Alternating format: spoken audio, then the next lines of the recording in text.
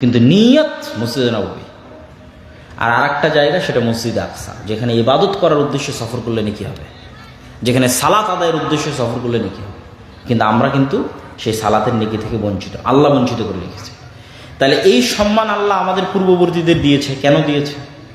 ওমর রাদিয়াল্লাহু তাআলা আনহু যেদিন, তাহলে এই প্রবলেমের সমাধান হয়ে যাবে। ওমর রাদিয়াল্লাহু তাআলা আনহু যেদিন জেরুজালেম বিজয় করবেন, তখন আবু উবাইদা ইবনুল জাররাহ 4000 সাহাবী সহ 12,000 সৈন্য নিয়ে জেরুজালেম ঘেরাও করে আছে।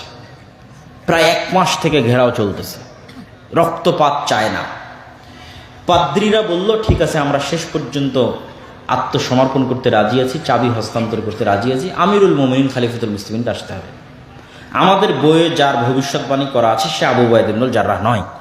এখন তোমাদের যে প্রধান সেনাপতি সে ওই ব্যক্তি নয় যার হাতে আমরা চাবি হস্তান্তর করব। আমাদের ধর্মীয় বইয়ে এগুলো লেখা নাই, তবে একজনের কথা লেখা আছে, তাকে আসতে হবে, তাকে আমরা যাচাই করব।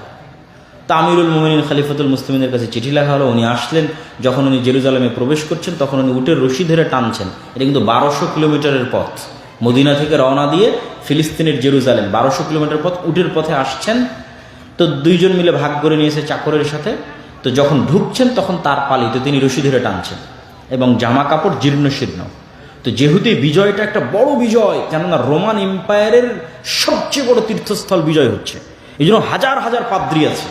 তা আবু উবাইদা ইবনুল জাররাহ হন্তদন্ত হয়ে ছুটে এসে বলছে, আজকে তো অপমান হয়ে গেলাম আমরা, আপনি হচ্ছেন আমাদের আমির, আমাদের খলিফা, আপনার এই অবস্থা দিয়ে তারা আমাদের হাসি ঠাট্টা করবে। ওমর রাদিয়াল্লাহু তাআলা বলছে, এই কথা তুমি বাদে অন্য কেউ বললে খুব কষ্ট পেতাম না, কিন্তু তুমি বলাতে কষ্ট পেলাম। আমরা ছিলাম মরুভূমির রাখাল, দুনিয়ার কেউ চিনত না। জাহিলি যুগে আমি ওমর, আমাকে কেউ চিনত না। আর আজকে আমি ওমর অর্ধ পৃথিবীর শাসক, আবার রোমান এম্পায়ারের সবচেয়ে বড় তীর্থস্থল আমি ওমর বিজয় করতেছি। তো তোমরা কি মনে করছো এটা জামা কাপড়, পোশাক আশাক, স্টাইল আর এই সমস্ত এগুলো কিছু দিয়ে অর্জন করেছি? না।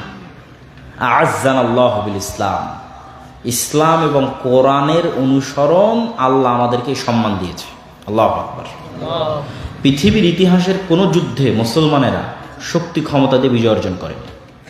আজকে মুসলমানদের কাছে যে ক্ষমতা আছে, যে শক্তি আছে, তার সিকি ক্ষমতা খোলাফায়ে রাশিদিনের আমলে মুসলমানদের কাছে ছিল না। তার সিকি ক্ষমতা সুলতান মোহাম্মদ আল ফাতেহ, যিনি তুরস্ক বিজয় করেছেন, তার কাছে ছিল না।